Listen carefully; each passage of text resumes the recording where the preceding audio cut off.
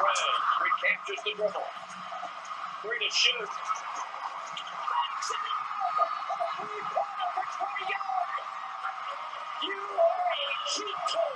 What's up, guys? Welcome back to another one of my videos, and in this video it's going to be the second part of the stock up, stock down players videos, which we are going over shooting guards.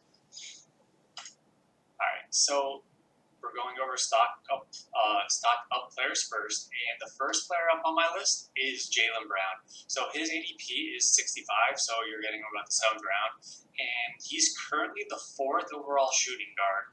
And my recommendation for him is to trade high while you can. He's putting up some absolutely gaudy numbers, and his usage rate is likely to come down a bit once Kemba Walker returns. So you have to be aware of that. Like, he's averaging 28 points a game right now. I don't think he does that once Kemba returns, because right now, even though he's probably like the 1B option on that team, his usage rate again will come down once Kemba is involved and gets implemented back into the offense. So it's something you have to consider. I'm personally going to try and trade. I have Jaylen Brown, and I think the best course of action is to trade him for a high player. So who can you trade him for? I don't know. Maybe like if you want to package him for like a Brandon Ingram type of player, maybe someone would be interested in trading Brown for Ingram. I think Ingram would have more value, though, as of right now. But I mean, it wouldn't hurt to try. I would definitely try and get, because right now he's playing like a top 25 player, I would try and get top 25 value for him, top 30 at the very least.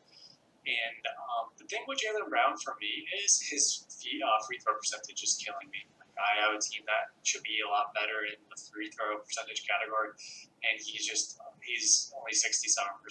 So that's my knock on him, even though his field goal percentage is through the roof for a shooting guard. He's shooting better than most centers do right there. And his threes are good. He's getting solid rebounds, nice little assist total. But his money is on the steals and on the points. All right, so next up on the list is Caris LeVert, whose ADP is 87 overall. So you're getting about the 9th round, maybe 10th. And right now, he's only the 9th rated shooting guard, but that's still very good. So my recommendation is to keep him. He is the #1 option when KD and Kyrie are off the floor. Even if they're in the game, he's still the #1 option in the game when he's in the game, when KD and Kyrie are not in the game. So he's going to have a high usage rate regardless of if KD or Kyrie sits. And with Dinwiddie out for the year, it's all over. The second squad, it's all him. He's going to have the ball. He's going to decide what to do with it. And he's going to be inconsistent, but he's still going to win every single game. And especially on games when KD and Kyrie are out, resting, or even just one of them, his usage rate is going to go up. And he's going to have the opportunity to put up very good numbers on a night-by-night basis. So I personally think he's a keep. He may be inconsistent for you, but at the very least, I do feel like he's someone you should keep or sell for a better, more consistent player. Next up on my list is DeMar DeRozan, whose ADP is 35, so you get about the 4th round, and he's currently the 5th overall shooting guard. So my recommendation for him is to trade high unless he fits your team build perfectly. He will likely lose some touches once White returns, so some of the usage rate is going to come down. And right now, he's got over 20 points a game, and I believe he's at 8 assists a game, if I'm not mistaken. He's somewhere around there, and I think that's awesome. Like, that's why his value is probably going to be as high as it can be. And unless you can afford not getting threes from him, he's only averaging 1 3 a game. And if you're okay with that, if you punted threes, then by all means, maybe you want to keep him because everything else about him is very good. But his stats are likely to drop a bit once White returns. So just be aware of that if you do decide to keep him. Otherwise, if you do try and trade him, maybe try and package him for a top player. maybe you could go and try and get like a Jason Tatum for him if you trade DeRozan and a second-tier player like a Josh Jackson. I probably wouldn't do that if I had Tatum, but I mean, every owner is different. Every owner values their players differently. So if you do want to try and trade him, I would try and get like a second rounder, maybe like a Devin Booker, who hasn't been playing well, but his stats haven't been that bad. Or so like Devin Booker or Donovan Mitchell, perhaps, even though DeRozan's outplaying both of those two right now. Those two, once they get their shot falling, they should be better players overall throughout the year and give you more for your value. All right, so next player on my list is Evan Fournier, whose ADP is a 1-19. So he is probably going undrafted in some leagues or the last couple of rounds in most leagues. He is currently the 14th rated shooting guard. And my recommendation would be to trade high while you still can. He's shooting 53% from the field when his career percentage is only 45%. And he's shooting 67% from two-point range, which is, it's awesome. Like, you're probably not going to see that with too many guards, nonetheless, centers. And he, from two-point range, his career average is 50%. So he's shooting 17% above that. It's going to drop, guys. At some point, it will drop. So, like I said, that's not going to last. And he's also overachieving in the steals category. Like, he started the season off getting a bunch of steals. So his value is probably not going to get any higher now than for the rest of the season. His shot will fall back down to earth. And when it does, it's going to be very hard to move him. I would try moving him now. I would try and move him for like, I think like a Laurie Markkanen would be a good, even though he's a little bit banged up right now, I think that would be a good return for your value. I'm trying to think off the top of my head who else might be a good value for you. Maybe try and trade him for like a Porzingis or a Jaren Jackson as well. You guys could go that route. I can't think of any, like, you know what? Maybe you could even trade him for Chris Paul. That might be an option for you.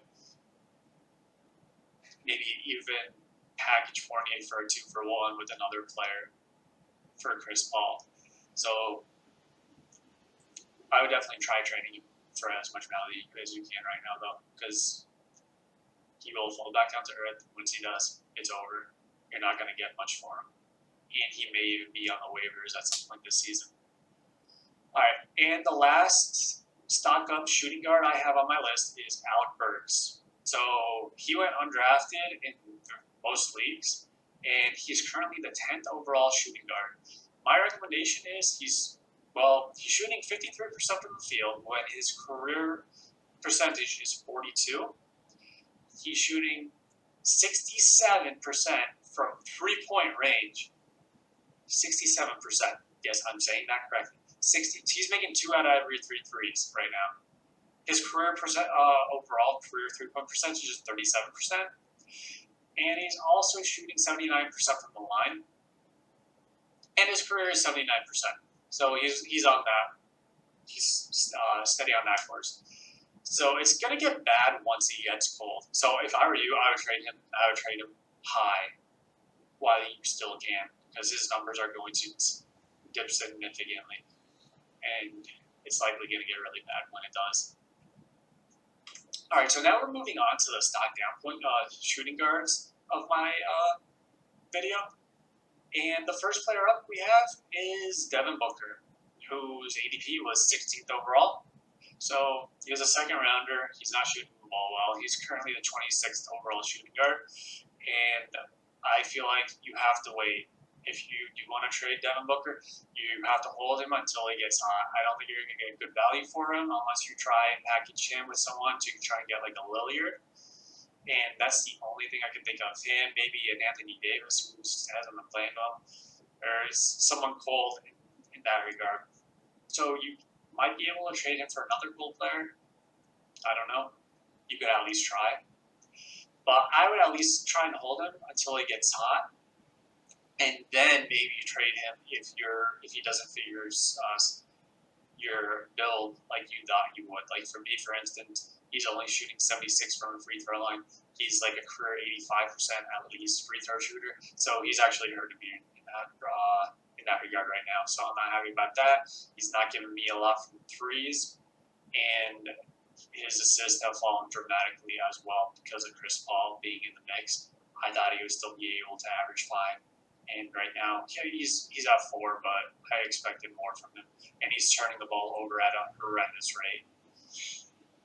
All right, next up on my list is Donovan Mitchell, whose ADP is at 29, so you're getting him 3rd or 4th round. And he's currently the 39th rated shooting guard on ESPN's rankings. My recommendation, just like Devin Booker, is to hold him until he gets hot and then maybe trade him, unless you can try and package him in for a deal for like someone like a Jimmy Butler per se, someone who is currently injured, or maybe you try and trade him for a Devin Booker, package him up for another player, move up. The thing with Donovan Mitchell and like Devin Booker and all shooters is when they're cold, their value is low. Once they get hot, once they get it rolling, they can't be stopped. That's when we're going to see those overwhelming nights where they're averaging like 40 points for the league, and maybe you'll see a 50-point night here and there. So that's kind of what we're looking for with the Donovan Mitchell and Devin Bookers. So once their shot starts falling, I think both of them are going to get their value back. Next up on my list is Lou Williams, whose ADP is 93, and he's the 46th rated shooting guard on the list. My recommendation is to try and trade him if you can, or you may have to actually drop him, which is surprising.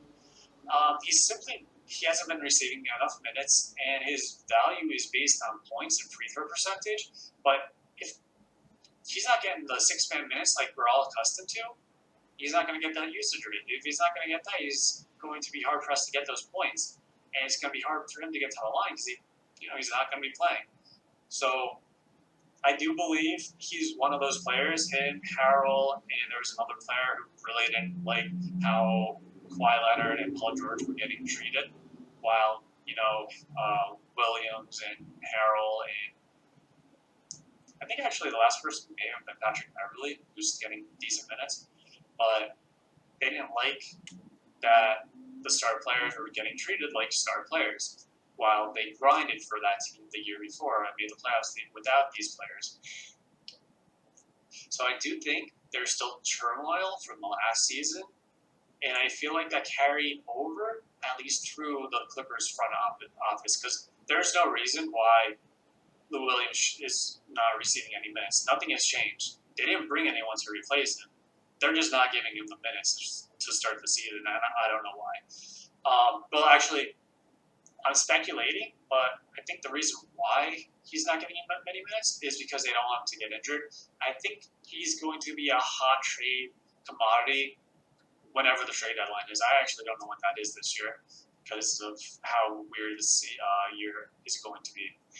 So I think this may be how Lou Williams gets minutes or plays his games, I should say, throughout the season while he's on the Clippers.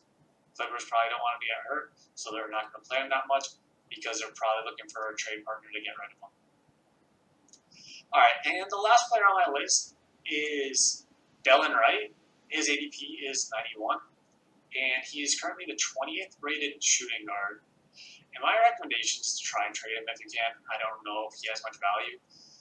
You may have to drop him if you can't find a trade partner for him, because it looks like Josh Jackson took over the starting role in Detroit, and he is the guy who got benched for it. So he's still getting, and another thing, he's still getting minutes even though he got benched. He's still getting 28 to 30 minutes, but he's still not producing. So he's out on the floor, and he's not doing anything. He's just a wasted commodity at this point. So I feel like that's worth noting, and that may be another reason why you may consider dropping him, because he is getting the minutes. He's just not doing anything with them. So if he hasn't started doing anything with them after a poor preseason and after a poor start to this season and getting benched, if none of those things, like if nothing is lit a fire underneath Delon Wright yet, I just don't think anything's going to. So I do think he's drop worthy in most leagues. All right, guys, this concludes the shooting guards portion of these stock up, stock down videos. I hope you enjoyed it. If you did, please leave a like and make sure to subscribe, as I will be bringing content like this and other fantasy basketball related content all year round. So that's it for me. Have a good day.